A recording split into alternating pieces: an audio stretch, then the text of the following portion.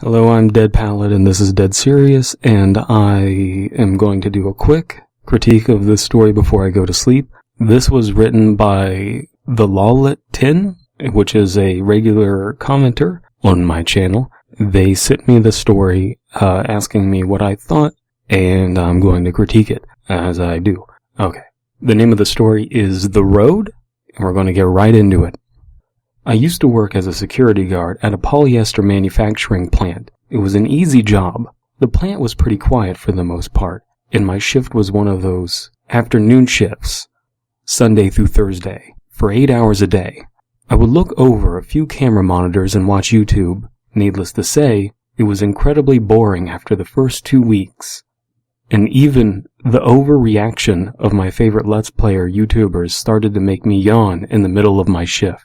When my shifts finally finished, and my relief signed in and asked me the usual, "How was your shift?" I bolted out of the door, got into my car, and drove as fast as as fast as legally allowed to get home and sleep. Okay, so we have an idea of how old this person is. They're probably young since they watch Let's Players and the kind that do overreaction kind of shit. We get a good sense of this person, and it's a boring job. We have nice details about, it being a polyester manufacturing plant, and we're probably going to see something paranormal or bad happen through security cameras. That's what it's setting up for. Let's see where this goes. Last week was nothing different. The same 8 hours of internet, the same "how was the shift," and the same sound of my 2001 Chevy Impala turning its engine over as I turned the key. I pulled out of the parking lot and flipped on my brights. The gravel road stretched in front of me like a trail of breadcrumbs leading me to my house, my mind focusing on nothing but the thought of getting into my warm bed. The voice of the late-night call-in radio show I had on was saying the lines to phone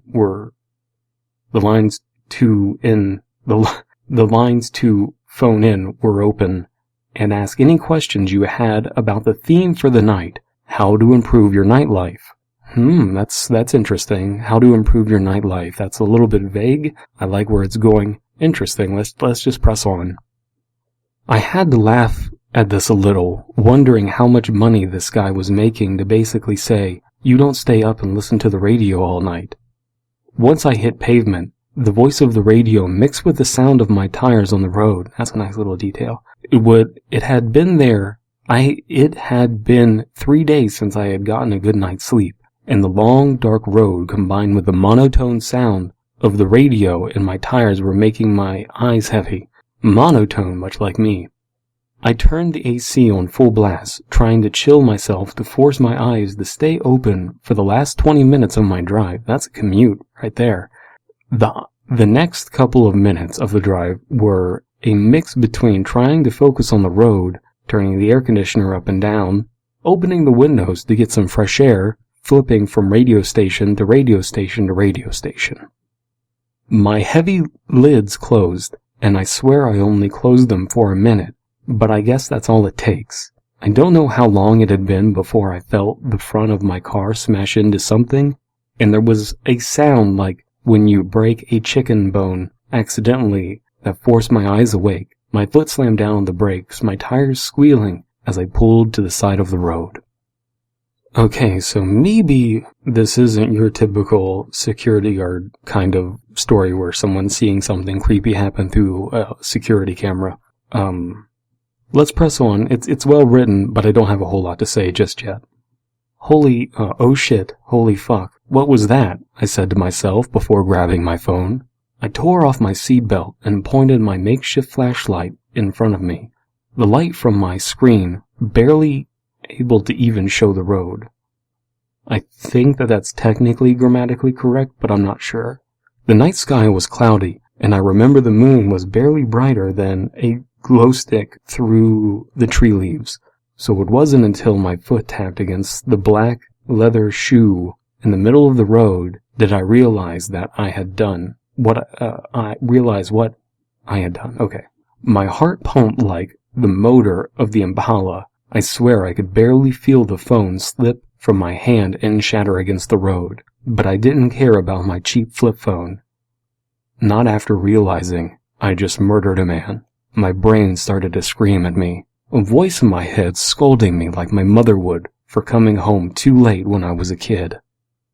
So that's a terrible feeling.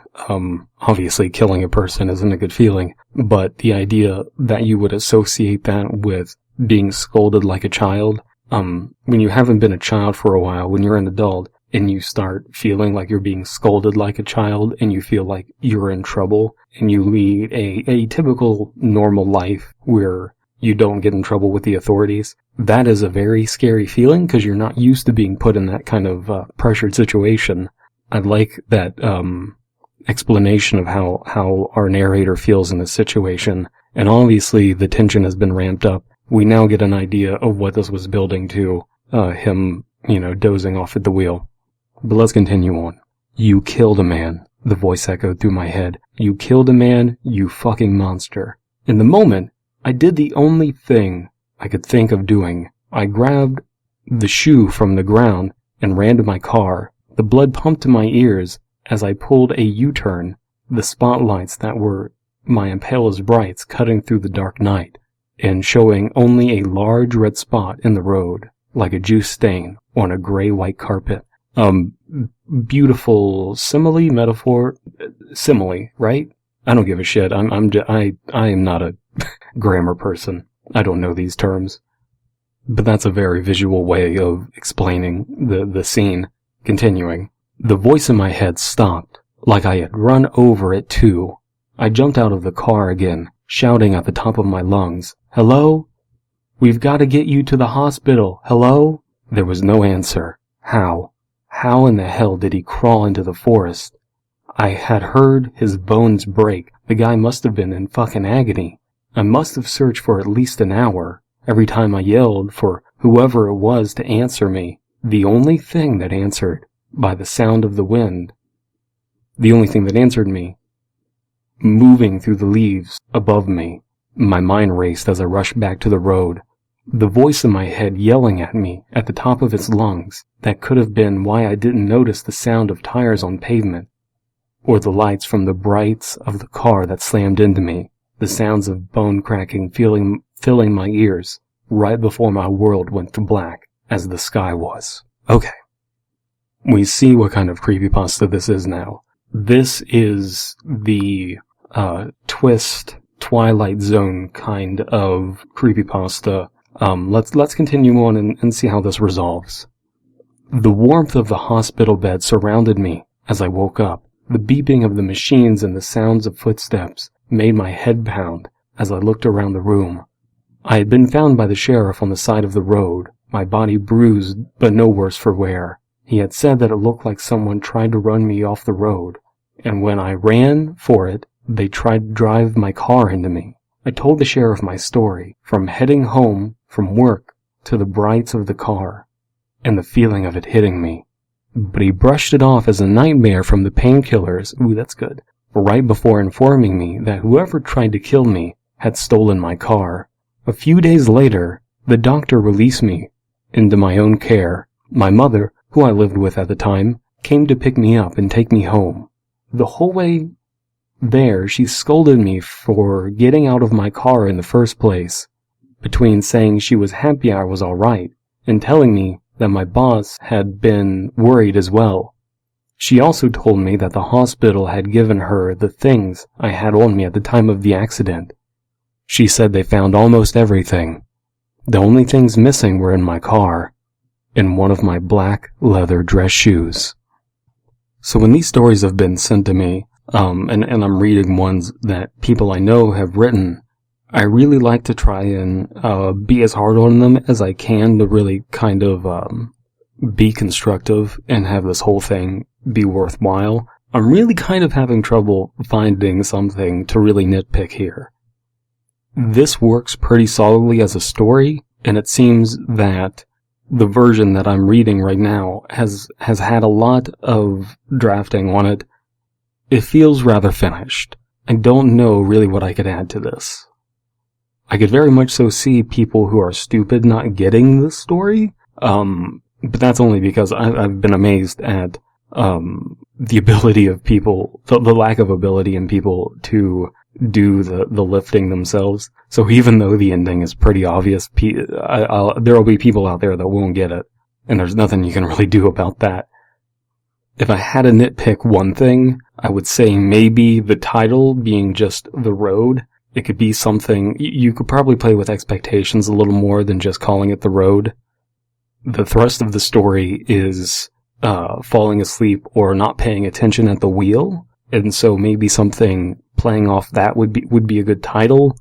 There's this phrase that I've heard. I can't remember where I heard it, but this idea that works of art are never finished; they're just abandoned. And maybe you could use a little bit more phrasing, like the juice stain on the white carpet. When you add those kinds of details in. But really, how much more of that can you really add in this, especially if you're trying to make it a creepypasta? I think that you're kind of limited in that regard, and you have to make the words very believable, something that someone would say or write without being romantic about it. So I think that if you're ready to abandon this story, the Lalet 10, I can't pronounce your name. If you're ready to abandon this story, I think it's ready to be abandoned. I think it's done. If you in the comments have some advice for our author here, I'm sure that he would like to hear it. He or she, I'm not entirely sure. But this is a solid story, and I like it as is. I'm done talking.